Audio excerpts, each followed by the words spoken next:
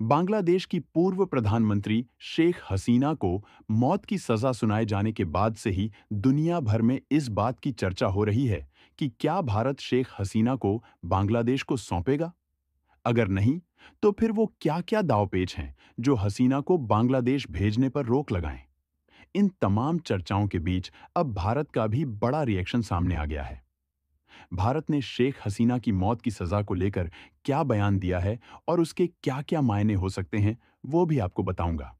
साथ ही बताऊंगा कि शेख हसीना को सजा सुनाते ही बांग्लादेश की मोहम्मद यूनुस सरकार ने भारत से क्या मांग कर डाली है। और आखिर में दिखाऊंगा कि शेख हसीना पर फैसला आते ही कैसे बांग्लादेश जल उठा है और चारों तरफ गृह युद्ध जैसे हालात हो गए हैं। दरअसल शेख हसीना पर मौत की सजा का फैसला आते ही हर किसी की निगाह इस बात पर टिकी थी कि भारत इस फैसले पर क्या एक्शन देगा, क्योंकि बांग्लादेश में तख्ता पलट के बाद से ही वो भारत में ही शरण लिए हुए हैं। ऐसे में भारत ने भी शेख हसीना के फैसले पर अपना बहुत ही सुलझा हुआ रिएक्शन दिया। भारतीय विदेश मंत्रालय ने कहा है कि भारत ने कोर्ट के फैसले को नोट किया है। भारत हमेशा बांग्लादेश के लोगों के भले को सबसे ऊपर मानता है। भारत ने यह भी कहा है कि वो शांति, लोकतंत्र और मिलजुल कर आगे बढ़ने के रास्ते को जरूरी मानता है और बांग्लादेश का साथ देता रहेगा। यानी कि इस बयान का मतलब साफ है कि भारत किसी एक पार्टी या शख्स के साथ नहीं है, बल्कि पूरे बांग्लादेश की जनता के साथ खड़ा रहना चाहता है।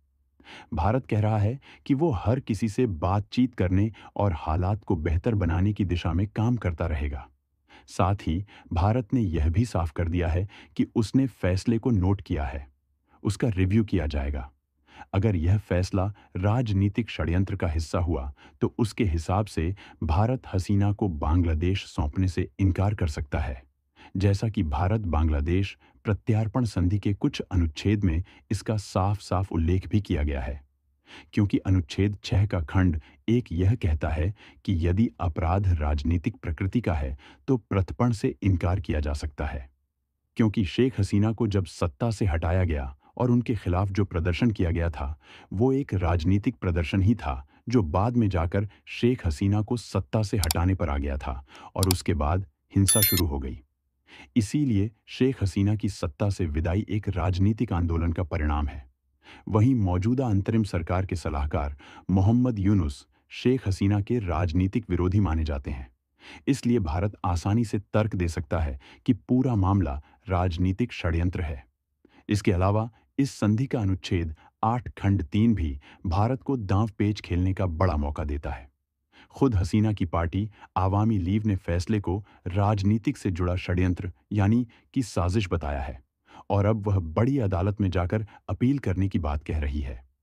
मौजूदा परिस्थितियों में यह तर्क भारत के पास एक मजबूत आधार बन जाता है कि यह मामला राजनीतिक प्रेरित है।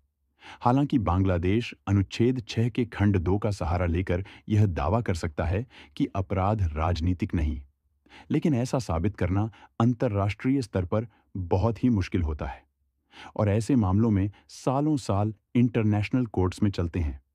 यही नहीं, बल्कि भारत के पास यह भी तर्क है कि जिस इंटरनेशनल क्राइम्स ट्रिब्यूनल ने यह फैसला सुनाया है, वो खुद ही वैध नहीं है।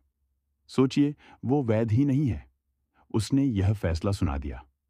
उधर कोर्ट का यह फैसला आने के बाद बांग्लादेश के अंतरिम सरकार ने एक बार फिर से भारत से पूर्व पीएम शेख हसीना के प्रत्यार्पण की मांग की है।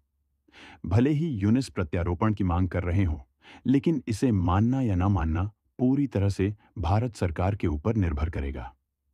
तो वह शेख हसीना को मौत की सजा सुनाए जाने के बाद बांग्लादेश में गृह युद्ध जैसे हालात हो गए हैं। फैसले के तुरंत बाद ढाका और अन्य शहरों में हिंसक विरोध प्रदर्शन शुरू हो गए हैं। हसीना की पार्टी आवामी लीग के हजारों समर्थक सड़कों पर उतर आए हैं। आगजनी, तोड़फोड़ और गोलीबारी की खबरें सामने, जिसमें कुछ लोगों की मौत और घायल होने की खबरें। तो कुल मिलाकर बांग्लादेश एक बार फिर दंगों की तरफ बढ़ रहा है। यह माहौल कब और कैसे शांत होता है, ये देखने वाली बात होगी। देखते रहिए जी न्यूज़।